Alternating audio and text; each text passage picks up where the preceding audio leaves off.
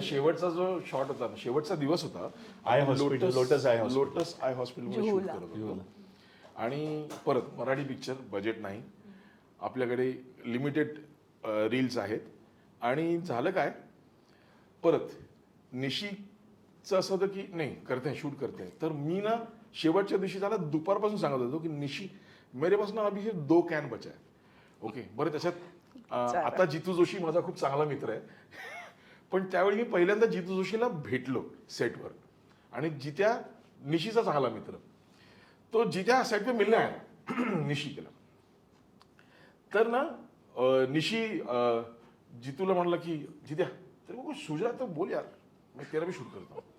तर जित्याने स्टोरी वगैरे ऐकली आणि जित्या म्हणलं मैं ना एक कविता बोलूंगा. माझी अशी हटली ना, म्हटलं निशी मेरे पास ना 2 कॅन.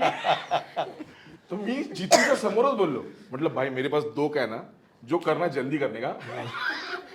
तर जितू पण मला पहिल्यांदाच बघत होता. तर त्याला झालं की हे कोण आहे कॅमेरामॅन, हा काय ऍटिट्यूड देतोय मला.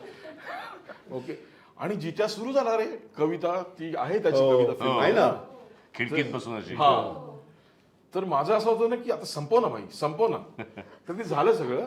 आणि संध्याकाळी 8-8:30 वाजले आणि रात्री, आणि संपले रे 2 कॅन.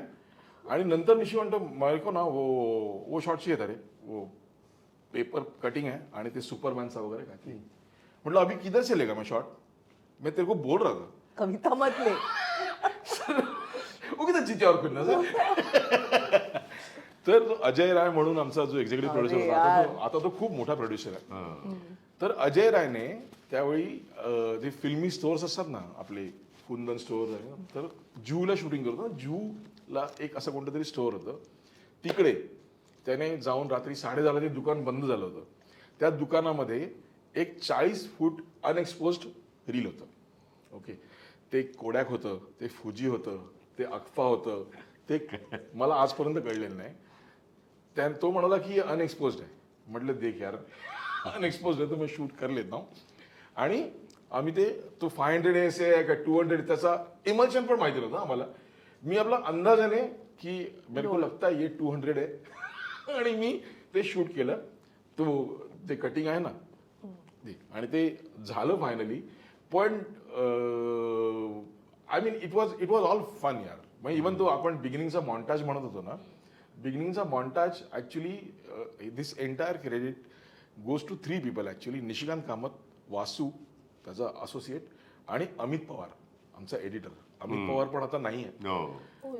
हा, और अमित पवार ने जो मॉन्टाज एडिट केलाय, अरे तो मला कळत नव्हतं. कारण मी असं म्हणत होतो की कारण एडिट टेबलला ना ते असं दिसायचं ना की विदाउट म्युझिक, आणि की अरे बहुत लंबा चल रहा है यार, हे संपवूया ना लवकर.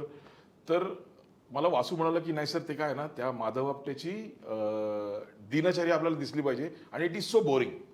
So it is very fast, it is monotonous. Monotonous, आणि इट्स उंदीर बिंदीर. सो ते जे फास्ट केलं ना, दॅट इज अमित पवार, की त्याने तो ना रिदम आणला. 2-3 वेळा त्यांचे तेच हो, scene आहेत. तेच ते scene, पण ते उठतात, fast होत ते जातं. alarm वाजतो, ते हा. उठतात, आणि मला त्यांचा अमित असं आवाज ऍक्च्युअली घड्याळ घेऊन बसला होता. म्हणजे त्याचं काउंट तो हे करायचा की पहिला झाला, मग दुसरा, तिसरा, मग तो जो So हे सांगितल्यानंतर पॅचवर्क मध्ये आम्ही मग ते घड्याळाचे क्लोजअप्स जे व्हेरिएशन मध्ये आहेत ना, घड्याळाचे क्लोजअप्स, घड्याळ आधी पूर्ण दिसतं, मग कॉम्पॅक्ट दिसतं, मग अजून कॉम्पॅक्ट, मग बोल्ड दिसतं, मग बोल्ड दिसतं, मग बोल्ड दिसतं.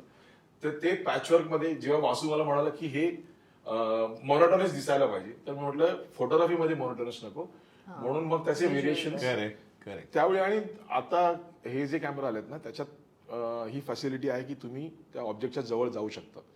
त्यावेळीच्या कॅमेऱ्यांमध्ये ती फॅसिलिटी नव्हती सिनेमास्कोपमध्ये. सो ते खूप ऍडजस्ट करून करा, लाईट ऑफ करा, परत करा. करायला लागायचं.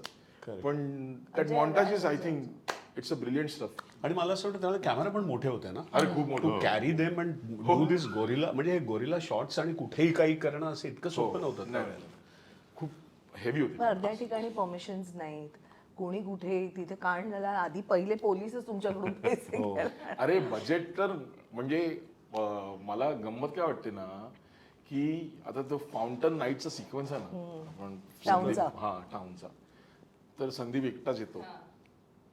तर फ्लोरा फाउंटनला शूटिंग करायचं ना, तर ते परमिशन लागते. परमिशन आपल्याला मिळते सॅटर्डे आफ्टरनून 3च्या नंतर ते संडे रात्री 12पर्यंत. ओके, अशी परमिशन मिळते. आणि आमच्याकडे होते 6 लाईट्स मोठे. आणि निशिकांत कामतचं विजन असं होतं की ते कॅमेरा पण इधर रखेंगे फाउंटन की ये साइड में, ये साला जहांगीर आर्ट गॅलरी देखना पूर्ण 6 लाईट मध्ये. मला जे ससून टॉप सांगतो का काय सगळं दिसायला पाहिजे. ससून टॉपला दिसला नाही. उलट्या बाजूला काय जागी या बाजूला आहे ना. जहांगीर आर्ट गॅलरी तर पूरा. म्हटलं निशी मेरे पास 6 लाईट्स है उसमें. पण आम्ही मग ते ना जरा प्लॅन करून ते केलं 6 लाईट्स मध्ये. पण गंमत काय, बजेट नव्हतं त्याचं. सिंपल उदाहरण तुला सांगतो, त्या दिवशी ना पहिल्यांदा सेटवर वॉकी टॉकी झाले होते. वेळेत करायचं कोऑर्डिनेशन. वॉकी टॉकीज ना, आणि आमच्या सगळ्यांच्या आयुष्यात पहिल्यांदा वॉकी झाले होते सेटवर वॉकीज. तर ती लहान मुलाला खेळणं मिळतं ना, तसं आम्ही सगळे ना ओव्हर आउट. तर आमच्या त्या निशीच्या डिपार्टमेंटमध्ये ना एक आकाश नावाचा मुलगा होता. आता तो खूप मोठा प्रोफेसर आहे, पुण्याला युनिव्हर्सिटीमध्ये शिकवतो. तर तो त्यावेळी तो एकच इंटेलिजंट ना, आकाश. बाकी सगळे आपण तर ना मजदूर. तर हा वासू वगैरे बोलायचा हॅलो हॅलो हॅलो, तर आकाश बोलायचा रॉजर. रॉजर क्या होता है बाहेर. तर ना सगळ्या रुईयावाल्यांमध्ये आणि आमच्यामध्ये असा एक प्रश्न, रॉजर कोण आहे? मी रॉजर नाही. रॉजर कोण आहे?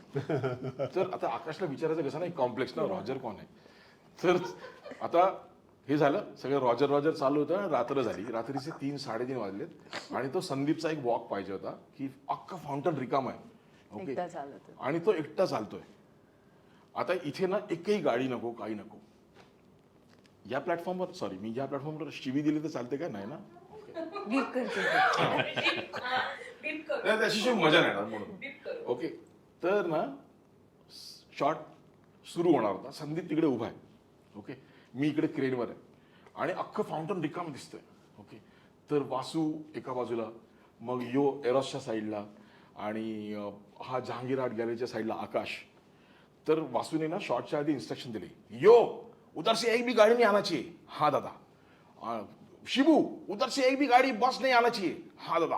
आकाश उधर से एक भी गाड़ी नहीं आना चाहिए. रॉजर अरे